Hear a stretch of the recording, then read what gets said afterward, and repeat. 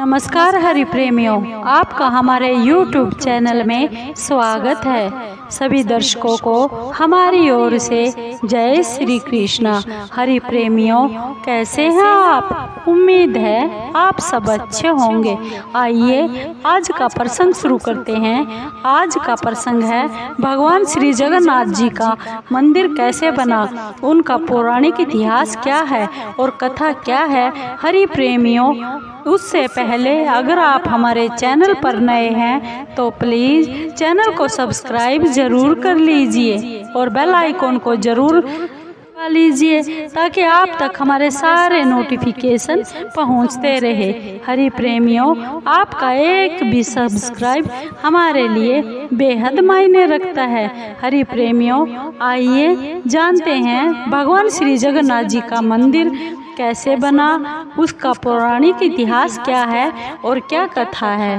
हरि प्रेमियों, ऐसा माना जाता है कि जब भगवान श्री विष्णु जी जब चारों धामों पर बसे अपने धामों की यात्रा करने जाते हैं तो हिमालय की ऊंची ऊंची चोटियों पर बने अपने धाम बद्रीनाथ जी में स्नान ध्यान करते हैं और पश्चिम में गुजरात के द्वारकाधीश मंदिर में जाकर वहाँ पर वस्त्र पहनते हैं और पुरी में भोजन करते हैं और दक्षिण में रामेश्वरम में विश्राम करते हैं।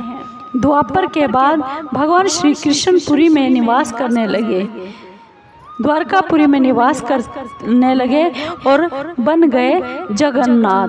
पुरी का जगन्नाथ धाम चारों धामों में से एक धाम है।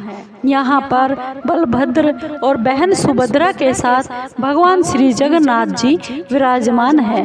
हिंदुओं के प्राचीन और पवित्र 7 नगरियों में पुरी यानी उड़ीसा राज्य के समुद्र तट पर बसा हुआ है और जगन्नाथ मंदिर विष्णु के 8वें अवतार भगवान श्री कृष्ण जी को समर्पित है। हिंदू पुराणों में इसे धरती का वैकुंठ भी कहा जाता है। यह भगवान विष्णु के 4 धामों में से एक धाम है। ब्रह्म और स्कंद पुराण के अनुसार भगवान श्री विष्णु नील माधव के रूप में यहाँ पर अवतरित हुए और सबर जनजाति के परम पूज्य देवता बन गए।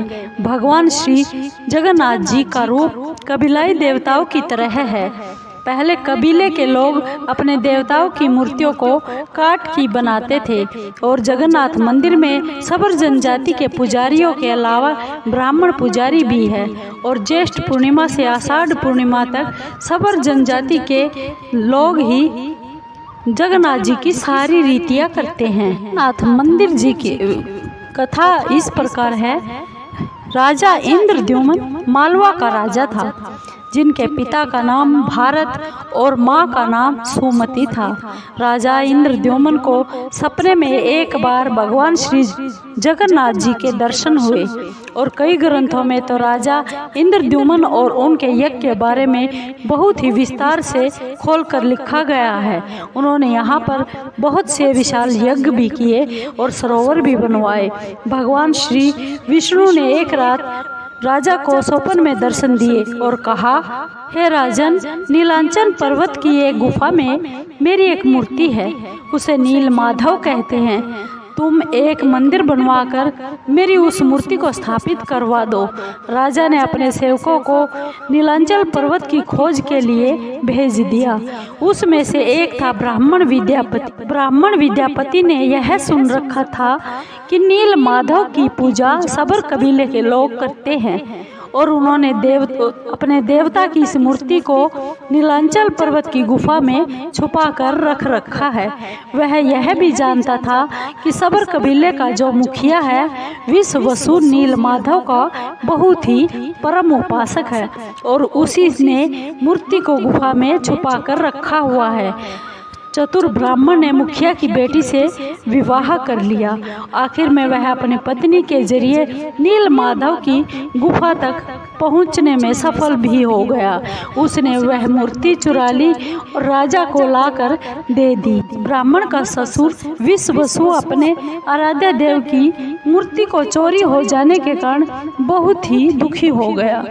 अपने भक्त के दुख से भगवान तो दुखी होने ही थे, भगवान श्री जगन्नाथ जी भी बहुत दुखी हो गए।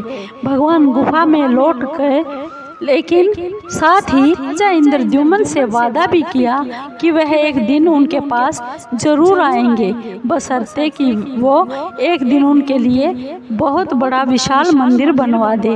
राजा ने मंदिर तो बनवा दिया। भगवान श्री विष्णु मंदिर में विराजमान होने के लिए भगवान श्री विष्णु को कहा।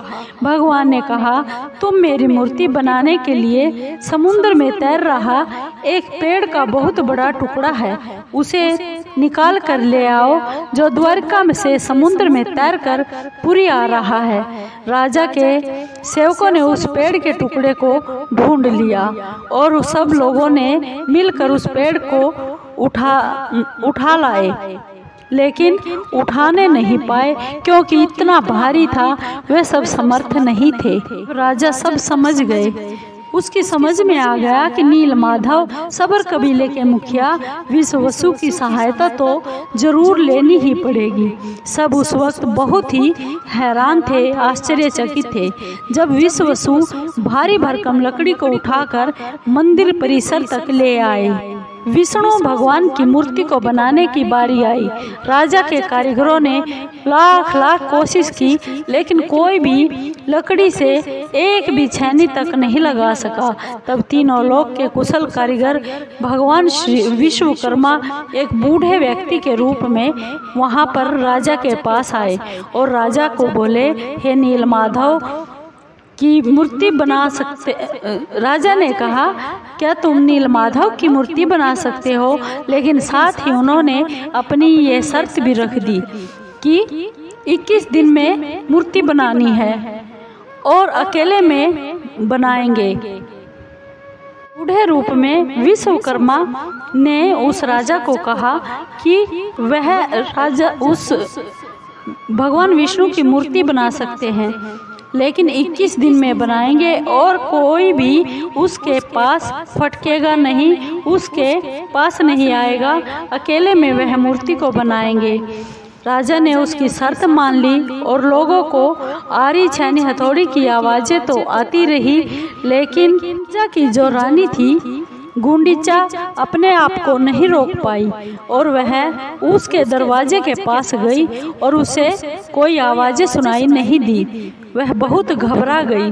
उसे लगा बूढ़ा कारीगर जो आया था वह बनाते बनाते मर गया। उसने राजा को इस बात की सूचना दे दी। अंदर से कोई आवाज सुनाई नहीं दे रही है, तो राजा को भी ऐसा ही प्रतीत हुआ। सभी शर्तों और सभी चेतावनियों को छोड़कर राजा ने उस कमरे का दरवाजा खोलने का आदेश दे दिया। ऐसे ही वह कमरा खोला गया तो बूढ़ा व्यक्ति वहां से गायब था और उसमें 3 अधूरी मूर्तियां बनी हुई पाई गई। भगवान नीलमाधव और उनके भाई के छोटे छोटे हाथ बने हुए थे, लेकिन उनकी टांगें नहीं बनी थी, जबकि सुभद्रा के हाथ पांव बनाए ही नहीं गए थे। राजा ने इसे भगवान की इच्छा मानकर इन्हीं आधी अधूरी मूर्तियों को मंदिर परिसर में स्थापित कर दिया गया। तब से लेकर आज तक तीनों भाई बहन इसी रूप में विद्यमान हैं। हरि प्रेमियों, जो वर्तमान में मंदिर है वह 7वीं सदी में बनवाया गया था। हालांकि इस मंदिर का निर्माण ईसा पूर्व 2 में भी किया गया था। यहाँ स्थित मंदिर 3 बार टूट चुका है और 1177 ईस्वी में उड़ीसा शासक अनंग भीमदेव ने इसका फिर से जीर्णोद्धार करवा दिया था और मुख्य मंदिर के आसपास लगभग 30 छोटे बड़े मंदिर स्थापित है। हरि प्रेमियों, आपको ये जानकारी, ये कथा आपको कैसी लगी? अगर आपको ये कथा अच्छी लगी हो तो प्लीज़ चैनल को सब्सक्राइब कीजिए, लाइक कीजिए, शेयर कीजिए और कमेंट ज़रूर कीजिए। हरि प्रेमियों, आपके कमेंट का हमें बेसब्री से इंतज़ार रहता है। हरि प्रेमियों, धन्यवाद।